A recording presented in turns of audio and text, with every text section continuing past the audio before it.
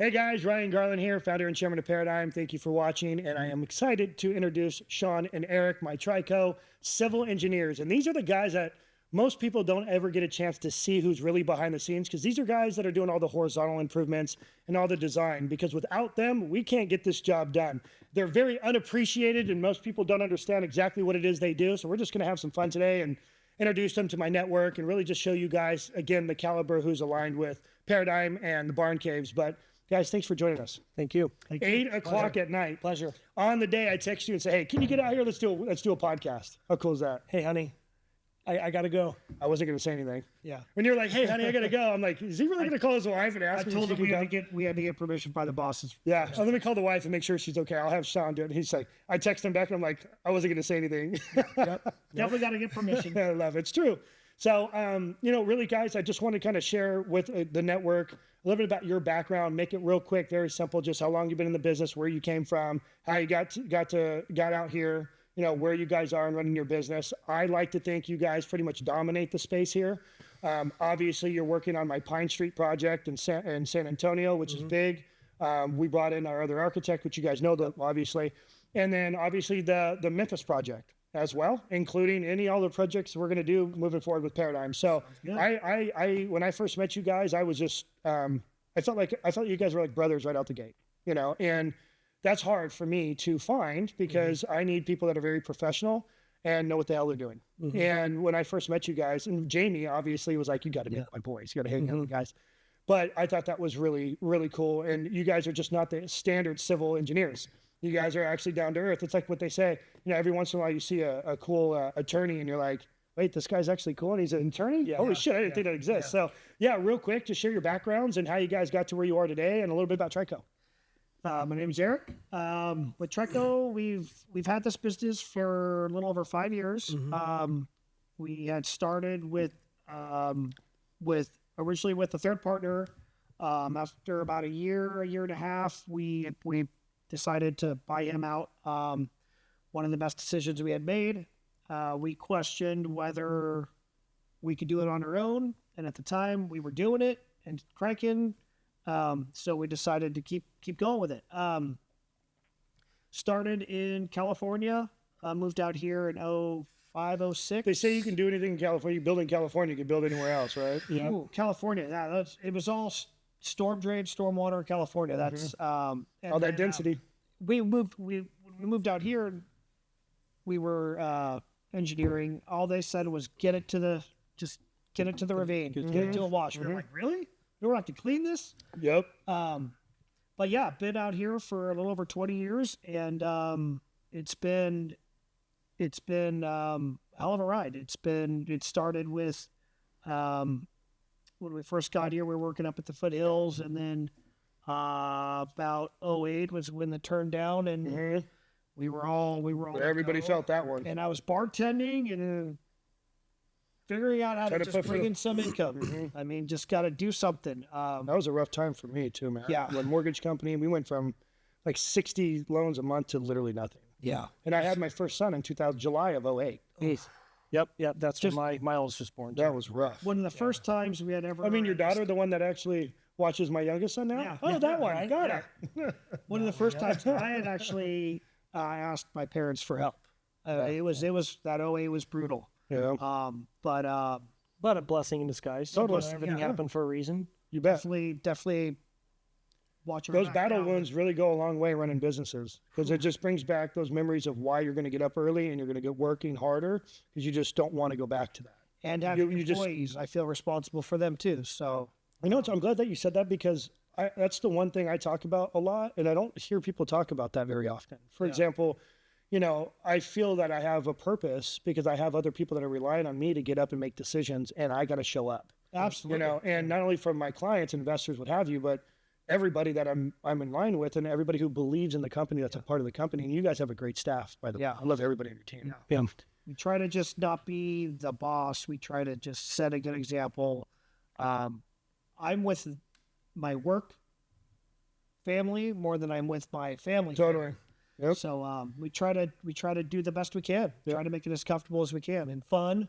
but at the same time, get the work done and grind. Yeah, you guys have a really healthy blend of like a corporate setting, but everyone's so close because it's a small business. Yeah. But you guys have really been able to say, look, we got to keep a corporate structure because that's what works. Yeah. But we also need to know that everyone's family here because we're all relying on each other to actually perform. Yeah. Each and every person in there. It's the same thing as me. Is our firm's not too big, but it's at the point where like every person matters like a lot. They move mountains per day. Yeah. And if that person's not performing, it affects everybody else. You know, you guys have that same vibe. Yeah. Have fun. Yeah. Stay focused. Yeah. Absolutely. And you guys for being out here too, you guys have some talent, and I love what you guys have done, and all the way to like the foothills, Riviera. Yeah. I mean, you guys have dominated the space here for sure. It's taken some time to get there. Sure. But through time and people, I mean, that's one thing that I have really taken my pride in is getting to know the relationships, keeping those relationships, and For it's the last 20 years, we still I value that because we're still working with colleagues that we worked with 20 years ago out of California, in Phoenix. We still work with those same people today. I don't think people, let's talk to the younger generation for a quick second, which is funny because we were just talking about that before we got on here. I don't think people really understand the fruit behind building those relationships and really the sacrifice it takes to keep those relationships in place. Cool. Because it's really the guys like me that are relying on you guys and so much, from the beginning. Because literally the buck stops right there with you guys, let's be honest. Because if you guys are unable to get certain things set up, then the vision and the dreams and the money, it won't work. And the younger generation, I think, is so quick to get in and out of relationships or to say, hey, if I'm not getting what I want from an employer, they're not willing to put in the real hard skin in the game to really build the rapport, the reputation, understand the language. we're seeing that. Yeah, and we all have that. And that's been a movement, and everyone talks about it. But my ratio is 20-1. So, for example, if I have a department head, I want to bring people in to run that department. I will literally have 20 people come and go before I find one that sticks. Yeah. That's a horrible number. But that's the reality. That's the reality. But there's multiple things that have to align. They need to, like, for you guys as business owners, I know we're kind of we're geeking out here, and this is really the whole point to it. But those business owners, you want people to come in and be just as passionate about your business as you are. Is that reality? No. But you want people to act as if and take pride in what they're doing and be proud of what they're doing. Yep. And what I've realized when I moved out of California and I moved to Nashville, I loved the culture in Nashville because a lot of my employees, they cared about honoring their family. They cared about building their resume. You're Where seeing a lot of that people more aren't. in Nashville. I get a lot more of that in Nashville. So I tell everybody, go east if you're looking for employees, and go east if you're looking for capital too. It's kind of in the same way. Yeah. But when you look at the data, is for example in Nashville, it's a 6% higher income there from employers paying employees than anywhere else in the country. So you see that a lot on top of, I think it's like 60% of anyone who graduates college with some sort of degree stays in Tennessee for work. Even more than California. Huh? More than California. Yeah. I think the culture in California, people just kind of want to go and travel. It's changing. It's changing. So I think, like, for me, I just want to give you guys a huge shout out because the culture that you guys have created in your company, that is very attractive. And what that translates is consistency, transparency, and delivery. But you guys are always there. You've taken on my stuff personally. Yeah. And I really appreciate that. And, with Jamie was a huge, introducer, if you will. She was. And I've known Jamie for 15 years, and I've known Jamie so well that if she's going to speak highly of somebody, that she means it. Yeah. Well, and I vice loved versa. She was like, hey, I've got this guy named Ryan coming in. I was like, great. All we need is more work. We're slammed, right? But we're always open to opportunity, but we're being more selective with the people now. Yeah. We don't just want to take on any job. Yeah. She was like, wait till you meet this guy. I'm like, okay. So obviously the opportunity arose, and I wouldn't change it for the world. And when I think about taking on or meeting new clients, like Sean said, we're a little bit selective now just because we're so busy. You can so be. much You earned out it. there. yeah. But with your jobs, I feel lucky to be selected to have the opportunity to work with you guys. No, thank you, man. for sure. It means a lot. And meeting your team, Josh, meeting him out there in Texas, it's a great opportunity for us. I mean, it's for one thing, I've never been to Texas, so that was quite an experience. Bad time of year too that you should. But it's you guys got a good team. Yeah. That's why I can relate. Yeah. And that means a lot to me because I think we're on some cool stuff. Yeah. But I think what you'll see is that we understand enough of the game to know that things are not going to go as planned. You got to learn to pivot and move around and go with the flow. And it's how you react. It's how you react when you have to pivot. Yeah, right. And I think that freak out and just bail, and there's a lot of people that that freaking get pissed and they lose their stuff, and but that's just the name of the game. And I think if you can control your emotions, you can control your outcome. Yeah. And really, what it comes down to is really though having that right team and having all those the right people in the right slots. And that's again the whole point to having this is sharing with our group who you guys are and really that culture. It's the relationship that has grown us, has gotten us to where we are today. Yeah. And so with that said, let's talk about the barn caves and let's talk about the gym. Yeah. So first of all, overall, how excited are you guys about just having a gym at that caliber out here? I can't wait. I'm at a I don't want to name any names, but I'm just at a standard gym right now, and it's driving me nuts. Dude, I travel all the time, and I'm like, I go to the gyms out here, and I'm like, this was for such a cool place to be. Yeah. The gyms are just not quite there yet. And they'll get there. And personally, I'm working out at home, which I'm super excited to do because it's all my own time. But I need a little bit more edge. I need a little bit of push. I need a little bit. I need people to get out of the way and stop checking themselves on the mirror. I need to get down to business. Yeah, for sure. Yeah. So then that's kind of the culture of what we're trying to create at the gym. It's more of like a real kind of, if you want to go power lift, you can go into power lift, which is a culture in itself. You want to go, get your abs done, you go over the abs over there. Girls can go do, their booty building over in the corner. Yeah, and they don't have to worry about guys staring at them all the time. Like we're really trying to build a very high, more quality polished product. More of like a Scottsdale spa. Yeah. But like still got this kind of dark vibe. Like we're going all in. You got 200-pound dumbbells. You want to get serious, you can still go in there and get all Arsenal product. We're getting like the best of the best stuff. We want to do some. I'm thinking about hanging. I know. I'm thinking about hanging the Lambo in the center out there. How cool would that be? The Rolls Royce won't make it. Talk about motivation when you're looking at that. I hope that thing doesn't hit me. Yeah, the lights are on you, right? That'd be great. Yeah. But so I think that's great, and I think let's just go into it. I think Dennis, we got the Mylar and the plot recorded yesterday. Yep. Yeah, so I think he's working. That was a little bit of a process, but yeah. Got that. I don't know if we should say that. So if it goes viral, and the stuff we've had to deal with the city. That's the thing too that I want to share with people is investors. I want them to understand that it's if there are delays, it's not necessarily because of us. There's always the cities and the city out here. What do they say? How slammed they are? They've never seen anything like this time of year. Which is a good thing to pay attention to. So it's like, okay, it sucks because we have to wait, but that's huge because that means more development's going on. That means more demand. And then 2 or 3 or 4, that means finance is there. So because a lot of projects have to get the finance. Yeah. So if all of these projects are going on, that means that they're getting the capital somewhere. That's a huge. And money's still flowing, money's still moving. Yep. And that's a big indicator. That's some of the data that I track. On top of DMV records, I want to know how many people are actually truly migrating out here. The way to tell is when people actually go and change their address and get their DMV. Yeah.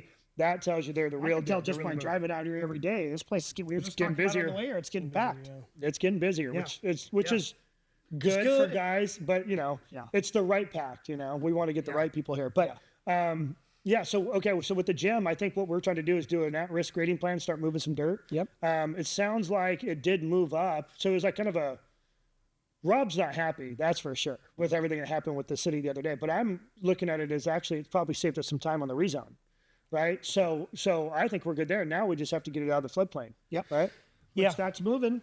Yeah, we're moving on that. And part of this, like we mentioned, is relationships. Some of the city staff, you just have to sit down with. I take pride in my relationships with the public works department and the engineering staff that I can reach out to them at any point, at least take care of the engineering side of things while the architects are taking care of the planning and zoning. Mm-hmm. So it really takes staff, personnel parts to really to know who you're talking to get things moving along efficiently. Yeah. And to have that trust. I know that Mike Wolf, we're getting his We have a trust. great working He's seen a lot of our relationship. projects come through.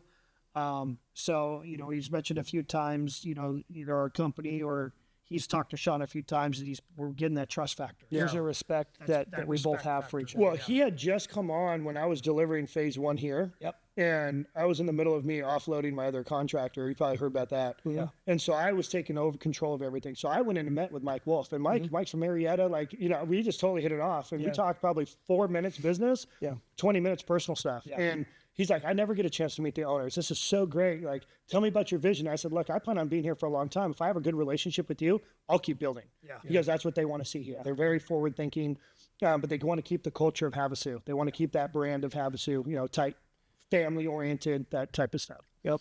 Yeah. Yep. So, all right. So let's talk about, we got the lots down to, was it 97 or 98 lots now? 97. 97 now. Spreading them out a little 97 on bit. paper. We're hoping for 98. Yeah. See if we can squeeze a 99. Spreading them out a little bit. Yeah. Yeah. And so I think that, which is fine, but we're even talking about, I think we have it set. Are we able to squeeze in that dog park? There will be some room for, in the retention, Something you small. can use that for anything you want. Yeah, Dog right. parks are perfect for those kind of We areas. That's know kinda that what I'm when thinking. it rains, there's going to be full of water, but 80-90% of the year, it's going to be empty. Right. And most of the time when it's raining, most people probably won't be there. No. So 100-year event, you're not going to be taking your dog out to the dog. you're not going to walk outside. So that, 97 lots, obviously it's still pencils. We weren't worried about that. Originally, when I ran my performa, I was looking at 90 lots because there was kind of a component to where I wanted, you guys remember, I was trying to get maybe the share a wall down to maybe duplexes, down to, 3 foot setbacks. Then we moved to 5 foot setbacks, and then really a lot of that had to do with, I know there was more moving pieces, but even a lot of it had to do with like the solar side. Yep. They wanted to see certain things and, how the panels need to be on the side of the house. Unisource has their easement, their dedicated easement they The wanted. more they were trying to fit between those houses. Yeah. But you guys were able to squeeze in that kind of, I call it the center lane that kind of went through the buildings or the rows of buildings. We closed that in, right? We brought them. Yeah. So that's great. And that helped a lot, I And think. maybe if we can squeeze that in and not lose units, then we'd be happy to have a walkway between the units to have more accessible down. Yeah. Still looking at the potential for underground retention, but of course that's a big cost factor. Try not to go that route. Try to go open space. It's always an option to try to gain units, but we're still obviously. I think it's all going to come down to, if it's going to cost me a couple $100,000 and, I get 2 units, it probably won't make sense. Right, Because my right. margins aren't that big on each unit. Right. No, we're chasing unit count. Yeah. But at the same time, I was I met with Eric today, and we were talking about the sales prices in North Point and Viewpoint, and as far as what the cost per square foot is on the exit. And even though, the market slowed significantly from, what's going on with election, now it's over. I was going to say elections have played a role, but things are still busy. Yeah. Money's Things are still- still. And like I said, we haven't slowed down. No. Well, the nice part is when you look at the price points on the exit side, it's still right in line of what's actually trading right now. Like the movement is right there. So I told Eric, I said, my pricing was at $385 a foot. And he's like, well, you're at like average is like $425 a foot at North Point. And I think we're going to have a nicer product, but that's also not including a 70-foot garage and 25-foot wide either. Some of these units are much nicer. And So- an gnarly gym. And you got the golf gym. cart distance. Literally, yeah. So then you got the gym. Then I think the floor plan itself. People are going to. We're finishing up with our renderings where you have the animation where you literally can click through a website and you can walk down each street, go into each unit. It's really pretty cool. So I really want people to know the caliber of that product. Because I think if I recall, from the second floor to the ceiling, it's like 25 feet tall. So that huge open ceiling. Open floor plan is going to. Well, so our HVAC guy, I just ran into his wife, which they're pregnant, and it's great. I was the first one to find out, I guess. And I'm trying to get him. I told him, I said, so is the middle name Ryan or what? That's what, but anyway, so I was talking to him about even going into like engineering for airflow because how hot it gets out here and with that all open space, like we got to figure that out. So he's got some relationships and we're going to work on that too. So the amount of work that's really going in to build the product, it's impressive. But just from your guys' experience out here and how many units you guys have been involved in, and I think you guys are working with Apex as well, right? You guys are working with all the big guys. Even our I would have to say our competitor. I just love what they're doing, but Lux Locker as well. Yeah. And which is a great model for us to stare at the Paradyme product because these guys have grown significantly. Because you know, you mentioned Lux Locker. We look at all these units and just look at how we can improve and what works and what doesn't work. Yeah. Just try to improve. Take little things, you know, like even when we drove up, we're looking at little things and how did they do it here, and how you have the tops of them flared out a little bit, which is a 3D cool look. Yeah. So just try to improve on every product that we do. And that's all you can do. Yeah. It's like one of those things when you build a house and you're like, oh, I wish I would have done that, or I wish I would have done that. It's just, it never ends. Yeah. But yeah, what are you guys' thoughts overall? Like, I know you guys love the barn caves, but do you think overall this is a really cool product? Like, people love this thing. That's what people are looking for. I have been seeing it on social media, maybe because I've been talking about it more. They've been coming up on my Facebook, and the product is amazing. I mean, to see it here is going to be insane. Yeah. And I think that for those particular families, you're going to have options of different floor plans. Oh yeah, there's 4 different floor plans. Yeah. For particular families who don't want a huge house, I don't want a huge house. Yeah. Less is more nowadays. Less is more. Yeah. They still have the RV garage. They still got that big barn cave garage. Yeah. Yeah. I think that So the feedback I'm getting even from, because I'm getting people from across the country calling me. That's one of the reasons why we're going to the manufacturing. I'm sitting there going like, well, okay, with new policy, Trump taking office, he's talking about no tax on overtime. Yeah. We're trying to drive more manufacturing here back into the U.S. And I'm sitting there going, well, I got a manufacturer right here. He's got the whole building. He's only at like 20% capacity. What if I buy some of the equipment? We have an agreement. He manufactures it with his labor under his roof, right? Yeah. And then I can now start delivering this product across the country. That's why we brought on Steven. Steven, was the guy who remodeled the Pentagon after 9/11. I mean, he has his model's a private equity roll up. He's out there buying other architectural and engineering firms. He's smart. And one of them was focused, they were out of the Bay Area in California, but one of them was solely focused on steel buildings. So he's been with his caliber. He's built houses off the side of hills with steel. I mean, you can imagine this guy has done some crazy stuff. Yeah. So when it comes to the steel side, he's like, this is very innovative, which he's probably going to disclose in the webinar with all of the stuff that's happened with the floods going on in North Carolina and all the stuff that just happened in Florida, hurricanes and so forth. He's working with the federal government right now to redesign a home that actually it operates like a sail, and the house comes off this. There's a cotter pin. The house floats and turns into the wind, and it's unbelievable what he's doing. And that the house can be turned around and put back down, when needed. And so that's like a temporary thing. Yeah. So it's pretty impressive what he's creating.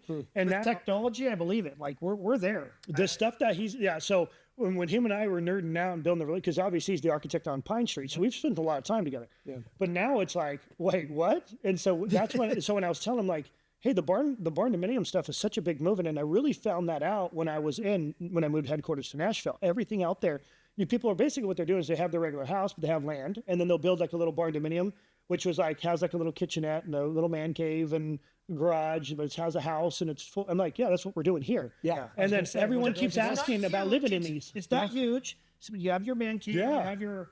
It's like your place looks rustic, and you go inside. It's just.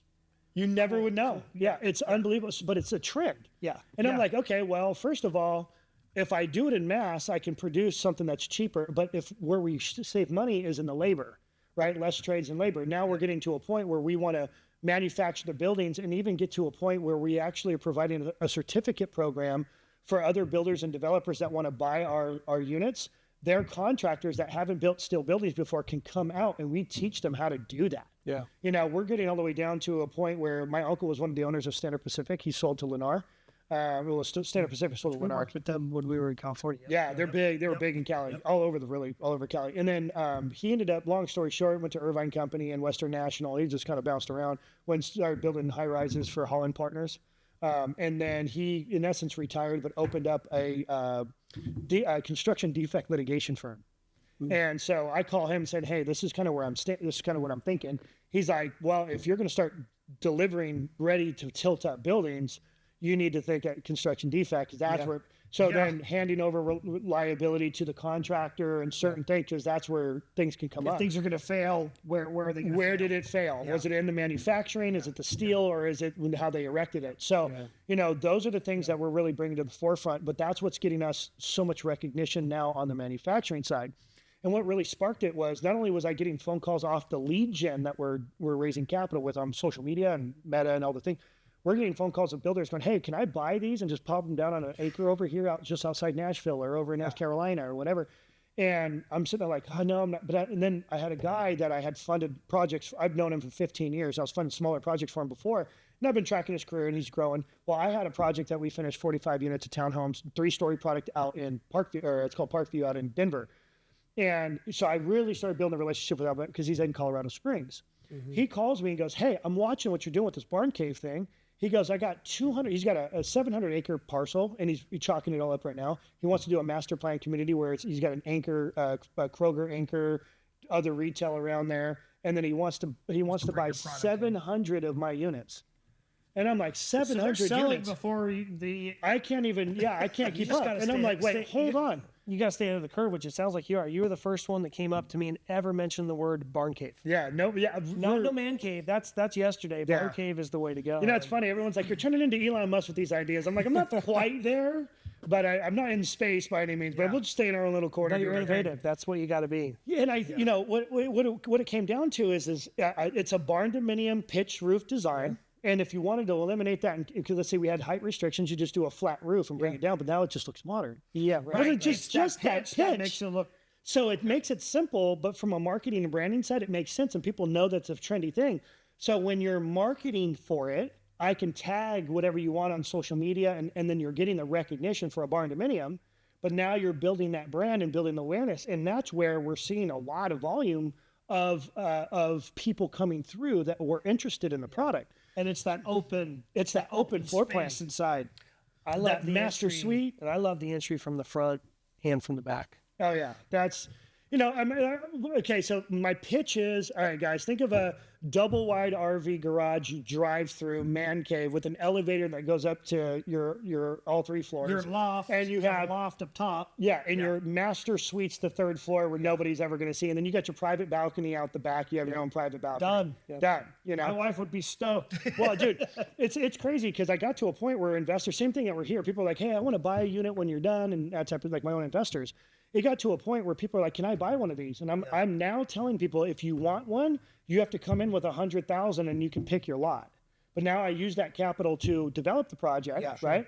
But what's happening too is they're going, I'm also, if you think about it, now I'm exiting it with a fixed price. So think of it in my perspective. Now I have a fixed price on the exit. I have someone in line buying that unit, and I'm the investor that I had that's buying that unit is I'm using the capital to build. Sure. And so I'm sitting there going like, that's what we should open up for. That's where we're actually raising the majority of our capital. People are going, I want one of these. This is so cool. What do I got to do to get my lot? So if people come to me and I go, well, look, you came through because you want to invest, or I'm looking for a capital. And they goes, well, no, I want to buy one. Well, get in line, because we have just me alone. I told Eric today, I said in my CRM, I have over 400 people in that CRM of people that just want to buy. He's got probably another 250 people. I don't know. This is a role that, how back in the day, back before 08, like Pulte Homes, KB Homes, they were releasing their first phases, and people would come and put their name in a bucket, and they're literally pulling your name out, and you go pick your, like on a whiteboard.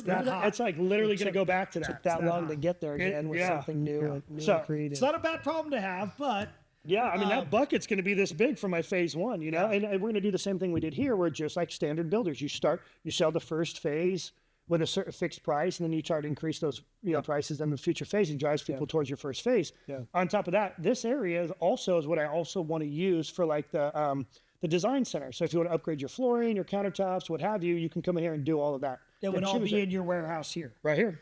Yeah. So it's a true builder, and then we're even providing finance for conventional mortgage finance. So we're bringing the whole thing in. Yeah. So think about that, though. If you have guys that are developers, and I also fund developers, now I'm funding my own product. So think about it from a manufacturing side. If I'm manufacturing the buildings, these guys want to buy the buildings and drop them. Let's just call them regular single-family houses. The guy comes to me and says, Ryan, I want to build 10 homes. I find him for those 10 homes through one of my funds.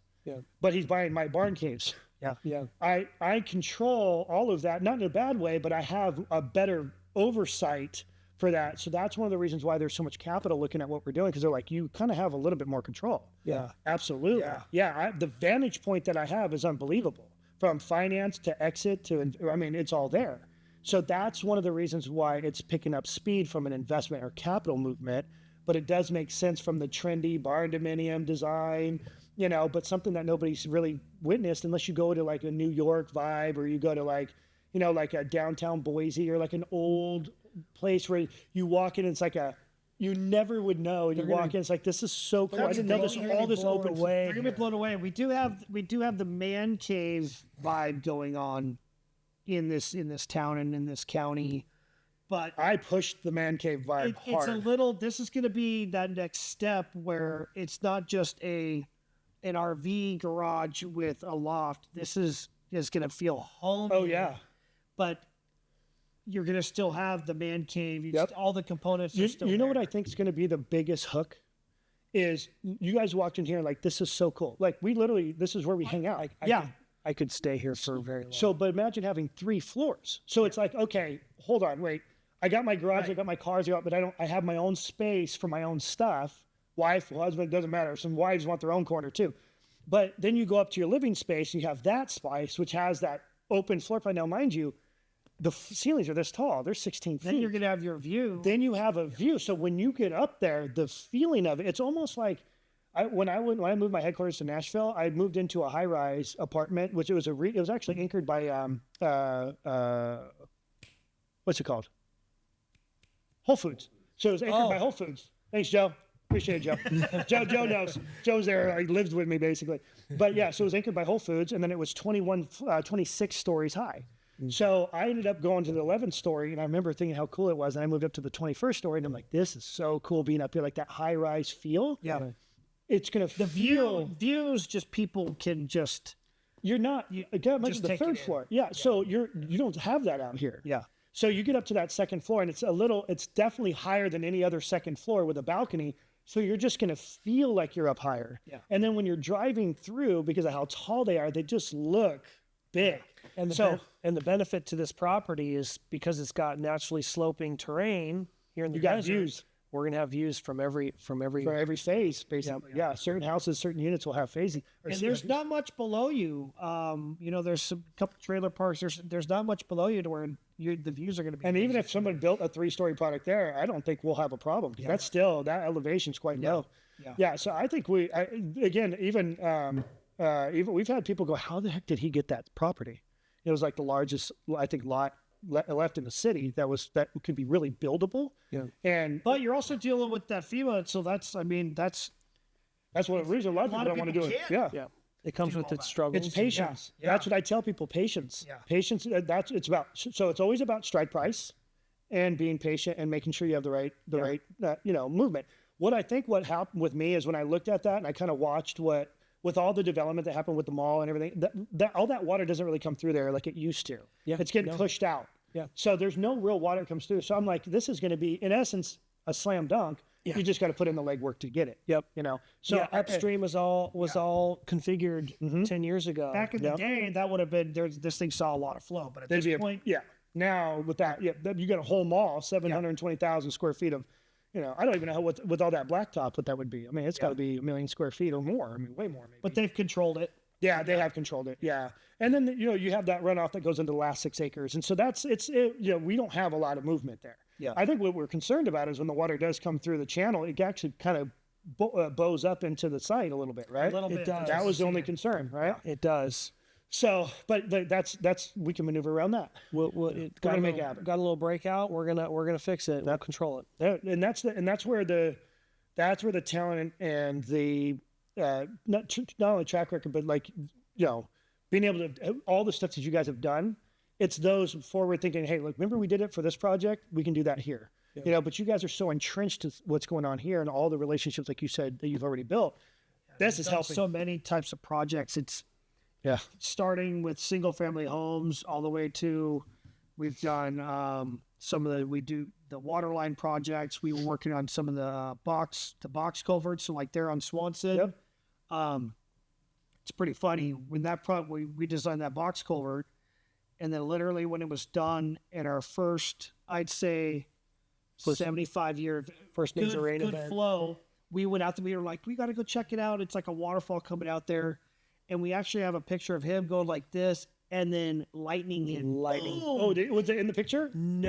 Almost, man. but The we got a next picture one. of him right there. It was classic. Next thing we're all running back, like, but there's so much that we've done in this town. It's been a blessing. I love working in our own backyard. No, totally. Yeah, it's your own sandbox. Yeah. Literally.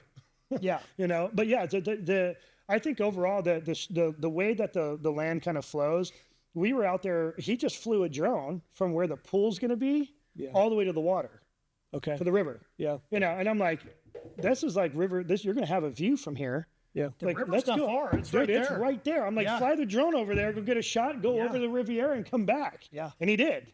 And that'll kind of give you an idea of like the views that you're going to get from there. And when you're up in the gym, so what I'm going to do is I'm going to move all of the cardio equipment. It's going to be kind of split down the middle where you can either go look outside it and face the river, or you can face the gym itself. And so we'll have a kind of a blend between each product out there. Now, let me ask you this, and we're kind of going off subject, but I want to ask you this. I don't want to have too much cardio machines there. I want to be probably 50% of what you see at Planet Fitness. Okay. I think that'd be a good call. A lot of those aren't. They're not. A lot of them never aren't used. used. No. They're not used. There's so many of them. It's like 3 rows of like 40 on one side. And they're. I I never we have see some more than crazy one people person. here because only when it gets to 115 do people Start run going it in. inside. Yeah. But even when we were in our prime, we'd run in 110. Run at 8, or you just run at night. get I'd run used at to 9 it. o'clock at night. But yeah, you don't run on treadmills. But yeah, it's all that just- stuff. yeah, it's not for everybody. You take And that's the thing I'm advantage. realizing out here. It isn't for everybody. No, and you take advantage of it's still 80 degrees and it's November. I mean, that's beautiful to us out. So I'm going to read this to you. I posted this. You probably have seen it on my social media. So I posted this about the fitness world. It's a little data, right? So here we go. So the global wellness economy was valued at 4.9 trillion in 2019. During 2020, it dropped to 4.5. So it had a little bit of a drop due to the massive fade. Okay. In 2022, the global wellness economy reached 5.6 trillion, which was 14% higher than 19. Okay. And then it's projected at an 8.6% average growth, going to 8.5 trillion in 2027. good. It doubled Good. in 8 years. Okay. And I think what it's we going to need, get. I actually think that's off. I actually think it's going to be more. And the reason is because think of everything that's going on with the FDA, and I think people are getting out there and wanting to get healthy and stay healthy. going back to like the scary. old school of eat well, Yeah. Work out, not take pills. Yeah. People are really starting to worry about big pharma. And rightfully so. I think people are learning through the last couple of years about big pharma, and they're having to do their own homework and get healthy on their own. Yeah. And regular physicians, family physicians, they're pushing back a little bit, and they're saying, hey, no, we can do this through diet. Finally. The information that's coming out through dieting and healthy eating, and then you have the lifestyle here, which is very relaxed. If you decide to live that life, I think this is this can be a mecca. It's always one of those things where you're like, okay, what's the biggest problem out here? Healthcare. Let's be honest. Yeah. If we can bring in more healthcare, we're doing good. In fact, I called Dennis, our contractor, and he's got a lot that he's got listed over there on Swanson, right there behind 10 Day Doors. Tim Alberts is there. And I saw him and Eric have that. They have that. they have the listing, yeah. So I was sitting there like, why don't we bring in like medical office or medical campuses there? And they had another offering or another project like that on the other side of ASU. Yes. But something happened and they didn't bring that in. And I told Dennis, I said, we'll find out, because I would love to build medical campus. I have some relationships with people out of doctors out of Vegas and specialists out of Vegas that I think would do really well, and they already have said they wanted to. We need that because it's unfortunate that when somebody gets hurt or sick, You got to haul. we we're out. go out of town. Yeah. And that's unfortunate. Yeah. And when you're sick, driving 2.5 hours, at least minimum, is not fun. Yeah. Yeah. So It kills me to say, don't go to the hospital in my hometown. yeah. Well, and that's the point. But here's the thing. I think as it becomes more of a problem, the more it'll be focused on. Yeah. And it's the sophistication of players now coming in here. I say humbly, the guys like me are the ones that are going to make it happen. Yeah. You know, you have guys like us that come in and go, hey, look, I feel a gap, and we have a unique ability to build and raise capital. We can get it funded, but we'll also fill it, you know, because we want to make money. How do we make money? Bring in doctors and bring in the tenants. So Bring in competition where they'll have to up their game oh yeah, to stay in business. And it's not that hard. It's data. Okay, well, let's look at the income levels. Let's look at kind of who's got what PPOs and HMOs, and you know, and it's not that difficult. But if you can get that data and then you go, it's like you know, before you build a big retail center, before you even build it, let's say you lock it up, you go get all your tenants and sign a contract. Say, if I design this, will you pay this payment? You'll do it. Yeah, absolutely. Okay. That's that triple net investments people love, because it takes the risk down significantly. You said on the other side of ASU, it was going to go right on something that was going to go up there. That was it's a nice flat lot too. We actually knew people that were going to go. Now I know what you're talking about. We were actually going to talking to people who were going to put something near the hospital and make them compete and make them That'd be right. improve and lower their prices and up their game. Yeah. But that, you know, unfortunately never happened. But I think that it will, and I think I'm hearing through the grapevine, don't hold me to it, you know, annexing more land into the city, and, you know, kind of the corridor right here, you know, all that stuff is going to fill. This is the area It's going to fill. Next. It will fill. So if you have that big of box stores over here and you have this much open land, and you can't have, there's no more lots any way, shape, or form of the size that's needed for that type of stuff. Yeah. It's all going to go north. We're talking hundreds of acres. There's a lot of land south Apex too, just got 900 and some lots approved over here. Did you hear about that? No. Apex got 964 lots approved apparently over here somewhere. Is that It's on. I think it's on that side. is that Is that Deal Range? that deal right? I think that sounds familiar. Yeah, 900 lots. that's You our- guys, that's yours, we're right? working on that one too. 900 lots. So that's out by that's like Havasu Heights. Yeah, Havasu Heights. We're There working we on go. a small phase of it. So overall, Overall, it's like 900 lots, right? God, I mean, dude, that's a lot. And again, And they're smaller homes. They're like 1,200 they're square trying to feet. make them a little bit more affordable for So people where the that are garage is going to be? people that are traveling back and forth Yeah. from Kingman and trying to, so they don't have to travel to Kingman. Workforce. Stay local, Workforce. closer. that's what we need here. You do need workforce. That's the the problem businesses will thrive when you have the employees. That's part of the problem with the city staff here too. I've gotten to know a lot of them, and then as they come in, we gain their respect, and then they have to go because they just can't keep their family here. So I really appreciate you guys coming in. I think this is, you know, a great introduction for the team and the group and the network. You know, I really want them to see kind of the nature of your guys' caliber, what you guys are doing, how much you guys are involved here in the city. You guys are touching it all, literally. Yeah, we had some competition there for a while. Well, say there's enough work to go around for everybody, but But as long as we stay loyal and the competition we had, a couple of those firms have gone out by choice, gone out of business. Yeah, And some so- have retired out too. Yeah, and they all fluctuated towards us. So yes, we are very, very, very, very, very busy. But I got to tell you, like we were saying, to have the option to and have the opportunity to choose our work now is so important to us, and choose the people we work with. Yeah. We had some opportunities. I wanted to mention this earlier. We had some opportunities to make some business decisions to work with sole proprietorship with certain people, and we've had a couple of opportunities. We said no. Yeah. We value our relationships with our clients way too much. 'Cause it would change. We've worked so hard to get there, and that's where the fun You is. kind of now. control your destiny too. I left a group that I was with for 5 years.